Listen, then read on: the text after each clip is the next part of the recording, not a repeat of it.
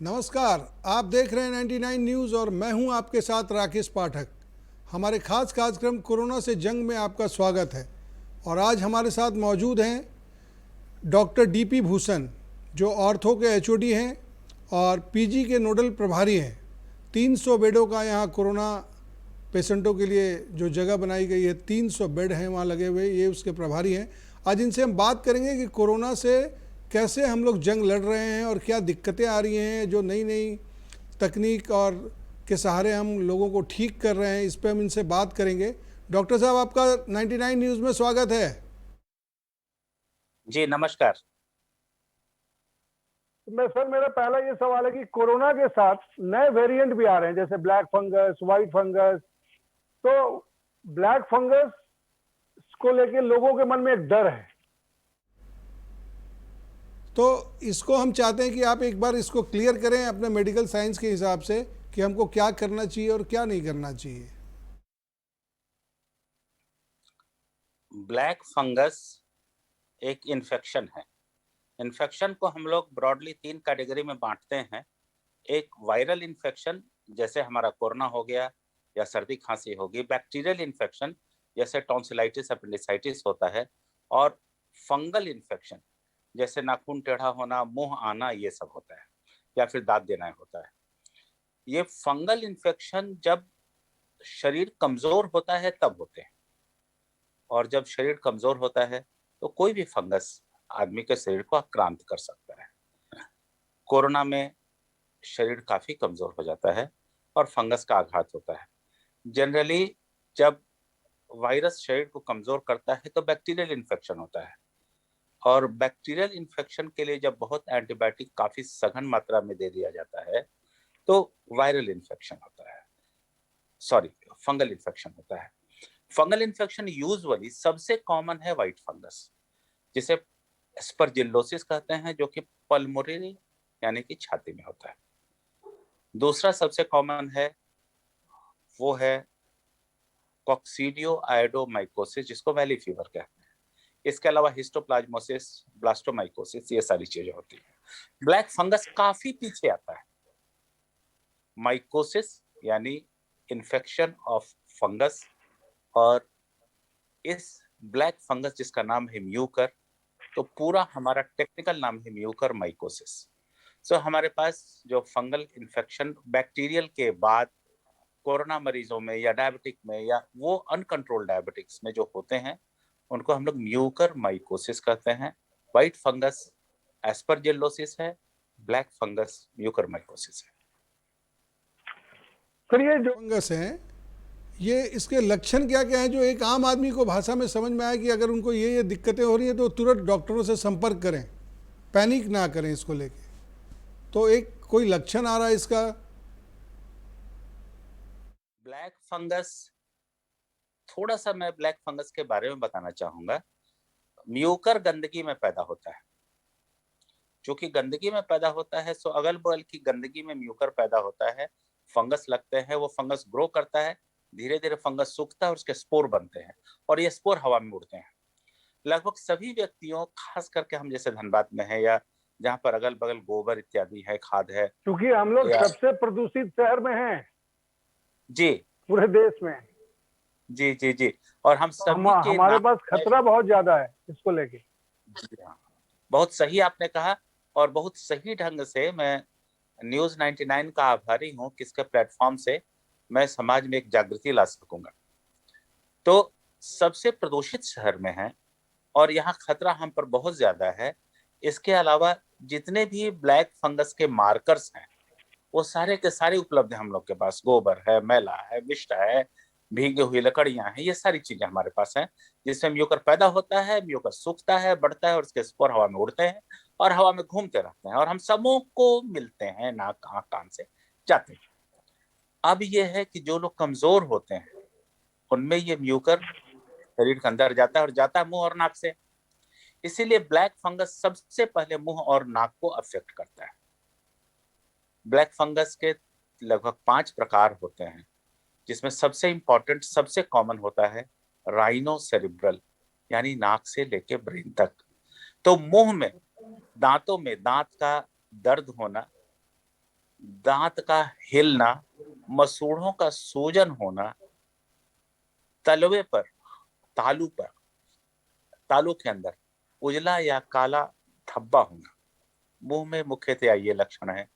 चेहरे पर अचानक एक तरफ सूजन होना, लाली होना, दर्द होना या सूनापन होना। नाक के ऊपर ब्रिज ऑफ द नोज, यहाँ पर काला दाग होना या चमड़ा का काला हो जाना। आंख का फूलना, आंख का भीतर धंसना, आंख का बाहर निकलना, आंख के आसपास कालापन होना, आंख से काला पस निकलना, ये आंख के लक्षण हैं। और सिर में, ब्रेन में सिर दर्द होना, चक्कर आना, मिर्गी आना, अचानक आदमी का बेहोश हो जाना, ये सारे सिर के, ब्रेन के न्यूरोलॉजिस्ट के कोरोना के लक्षण, कोरोना से जनित ब्लैक फंगस के लक्षण है।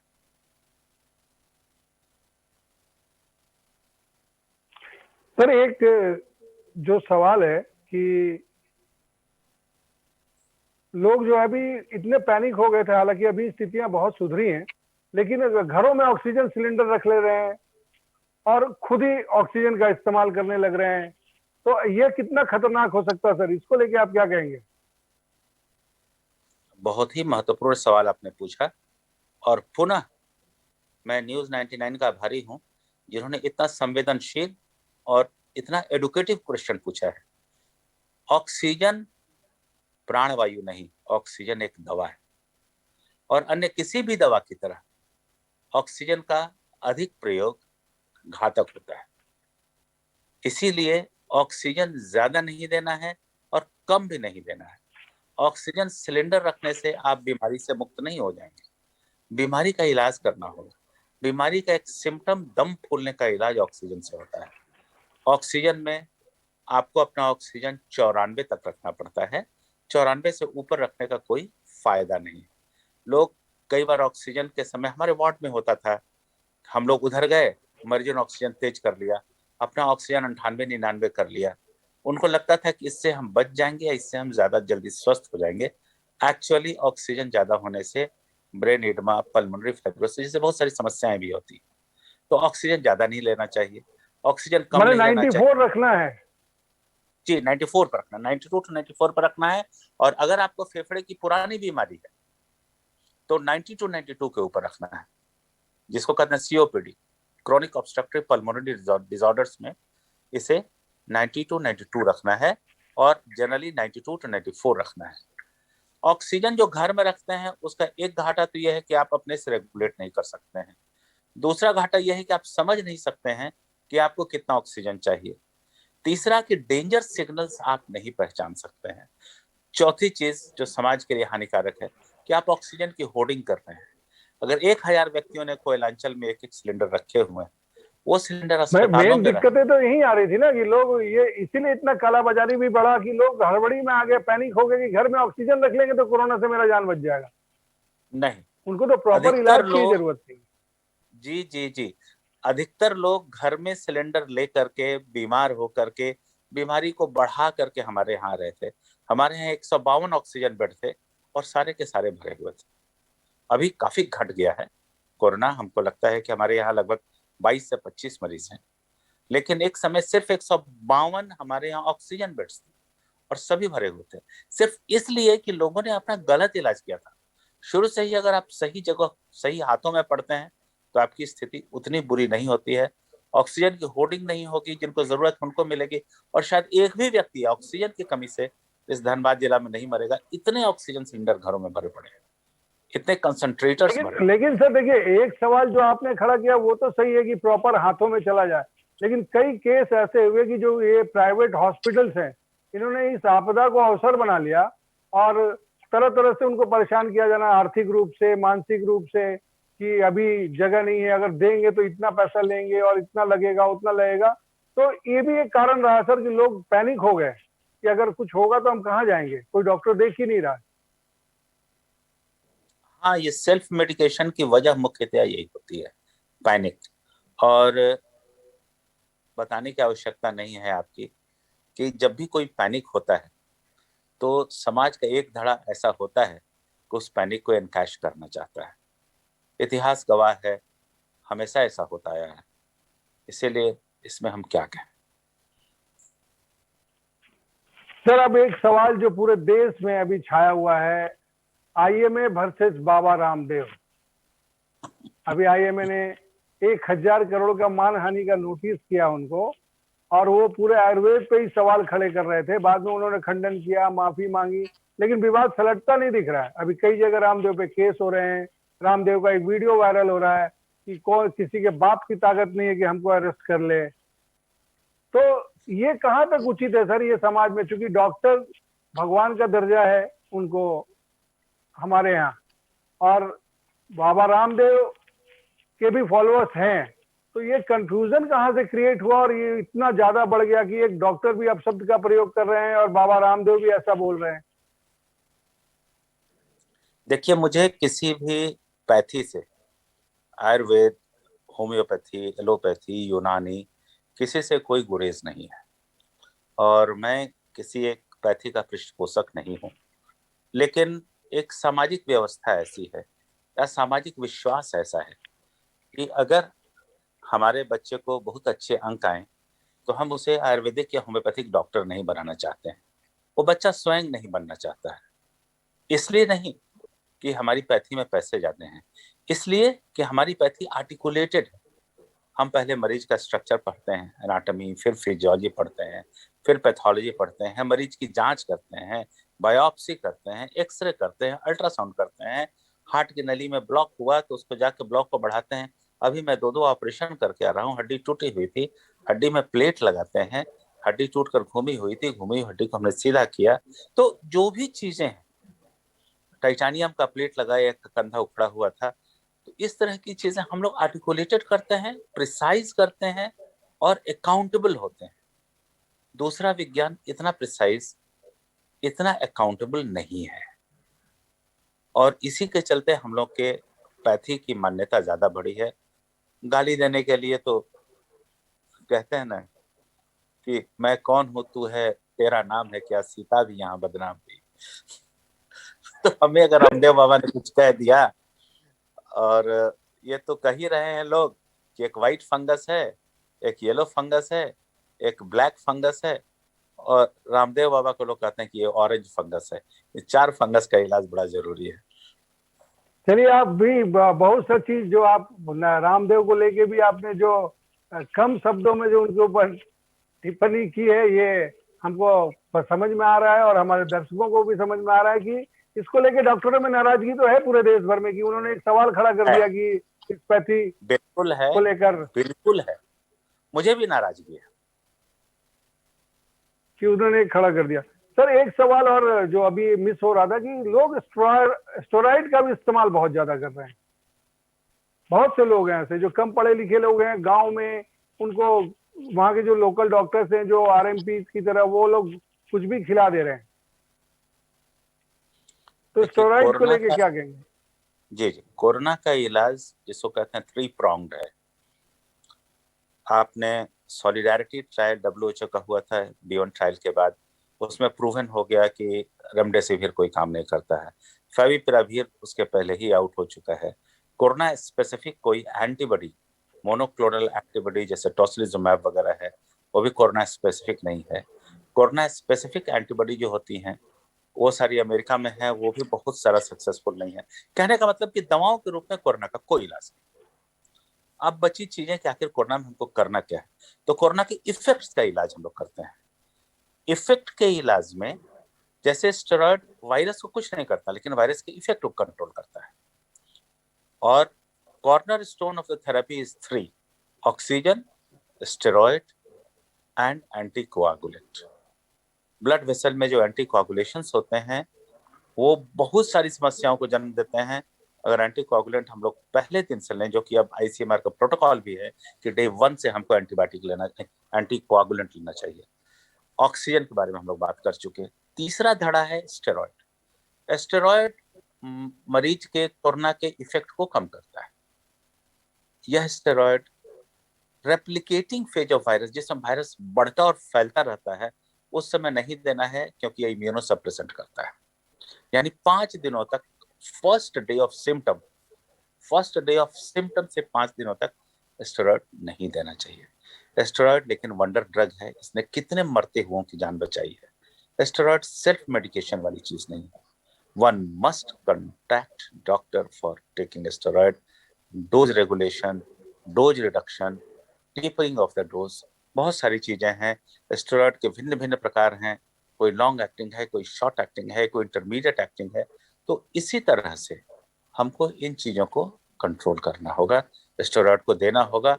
हमेशा डॉक्टरों की सलाह से ही स्टेरॉइड लीजिए, अन्यथा स्टेरॉइड आप देंगे, एक सामान्य व्यक्ति का शुगर बढ़ जाता है, डायबिटिक का शुगर तो आसमान छूने लगता है। शुगर बढ़ा तो परेशानी हुई, कोरोना बढ़ा हुआ है। एक शब्द है फेरिटीन। कोरोना में बहुत सारे मार्कर्स होते हैं, डी डाइमर होता है, IL-6 होता है, LDH होता है, एक फेरिटीन होता है। ये फेरिटीन भी बढ़ता है कोरोना में। और आपको ये जानकर आश्चर्य होगा कि फेरिटीन और शुगर, ये दोनों ब्लैक फंगस यानी म्यूकर का भोजन है। अगर हमारे शरीर में फेरिटीन है और शुगर बढ़ा हुआ है तो म्यूकर को स्टैब्लिश होने में बहुत समय नहीं लगेगा। इसीलिए कोरोना को स्टेरॉइड से कंट्रोल करें और शुगर को इंसुलिन से कंट्रोल करें, शुगर को नहीं बढ़ने दें। इसीलिए high risk corona with high ferritin and uncontrolled diabetes, ये ब्लैक फंगस का सबसे ज्यादा अपेक्षित या उसका प्यारा चीज है।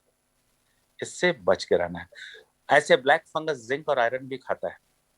कंट्रोवर्सी है कि जिंक ज्यादा लीजिएगा तो आपको ब्लैक फंगस हो जाएगा, बट हाँ, कि लोग अभी जिंक भी खा रहे हैं, आयरन की गोलियां खा रहे हैं। मैंने ये बहुत ज्यादा वो हो गया कि बोले सोशल मीडिया में जो भी चल गया उन लोगों को लगा कि वो बस पे चले गए, बिना डॉक्टर की सलाह के शुरू कर दिए कि मेरा ताकत पहले से इम्यूनिटी बढ़ जाएगा और हम मजबूत हो जाएंगे। उसका नुकसान हो रहा है। हाँ, अगर गलत ढंग से लिया गया, एक्चुअली ये सारी चीजें आई थी कि अगर हमें विटामिन सी की कमी है तो हमको वायरस जल्दी पकड़ेगा। लेकिन ये चीज उन लोगों के लिए नहीं है जिनका विटामिन सी ठीक है। विटामिन सी लेने में खतरा इसलिए नहीं है कि वाटर सॉल्युबल विटामिन है, ज्यादा लेंगे हमारे पेशाब से निकल जाएगा। दूसरा विटामिन है डी। डी की कमी 90 से 95% के लोगों को है। हमने ISM में एक बार ट्रायल किया था और जितने बच्चे आए थे समूह का विटामिन डी कराया और पाया कि 70 से 80% बच्चों को विटामिन डी की कमी थी, जवान बच्चों को जो कि आउटडोर रहते हैं ISM के बच्चे। एक बार रोटरी क्लब ऑफ धनबाद में मैंने समूह का कराया, 22 व्यक्तियों का कराया, 22 का विटामिन डी कम था। यानी विटामिन डी जनरल कम है, इसलिए विटामिन डी आप ले सकते हैं, लेकिन hyper dose of vitamin D नहीं होना चाहिए। तो विटामिन डी के लिए भी मना किया जाता है कि आप विटामिन डी टेस्ट करा लीजिए कुछ दिन लेकर के, ताकि आपको हाइपर डोजिंग नहीं हो। तीसरी चीज है जिंक, जिसकी आपने बात की और बहुत सही कहा। जिंक का एक डोज होता है 50 मिलीग्राम प्रतिदिन। कहते हैं कि जब कोरोना होता है तो ये आवश्यकता बढ़ जाती है, तो 50 मिलीग्राम 2 बार, और अगर ICU में चले गए तो 50 मिलीग्राम 3 बार। यानी जिंक का जो और विटामिन डी का और विटामिन सी का डोज है उसको 3 गुना तक लोग कर देते हैं ताकि हम लोग फाइट कर सकें। लेकिन ये फाइटिंग बिलो जिंक को नॉर्मल लाने के लिए है, नॉर्मल जिंक वालों के लिए नहीं है। और बहुत दिन जिंक लेने से मोर देन 1 to 2 months, 2 महीने से ज्यादा नहीं लिया जाता है जिंक। ज्यादा से ज्यादा 1 महीने के बाद कम से कम 10 दिन का गैप देना चाहिए। तो बहुत दिन जिंक लेने से आयरन और कॉपर और मैग्नीशियम, तो आयरन कॉपर मैग्नीशियम का एब्जॉर्प्शन घट जाता है। अगर ज्यादा दिन जिंक ले रहे हैं तो ये लेना चाहिए। जिंक से कोरोना का रिलेशन व्हाट्सएप पर आया है, लोग बोलने भी लगे हैं। कोरोना का रिलेशन लोग कहने लगे हैं कि भाप से आपका गले का म्यूकोसा कमजोर हो जाता है तो उनको कोरोना जल्दी पकड़ता है। ये सारी चीजें भ्रांतियां हैं, हवा में उड़ रही हैं।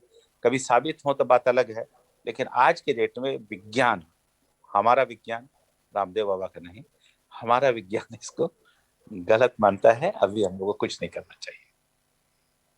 चलिए, तो ये थे हमारे साथ डॉक्टर DP भूषण, जिन्होंने सारे लक्षण और कैसे रहे, कोरोना को लेकर कितना सतर्क रहे, इसके बारे में विस्तार से बात की।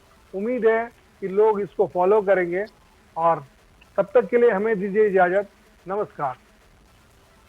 जी नमस्कार।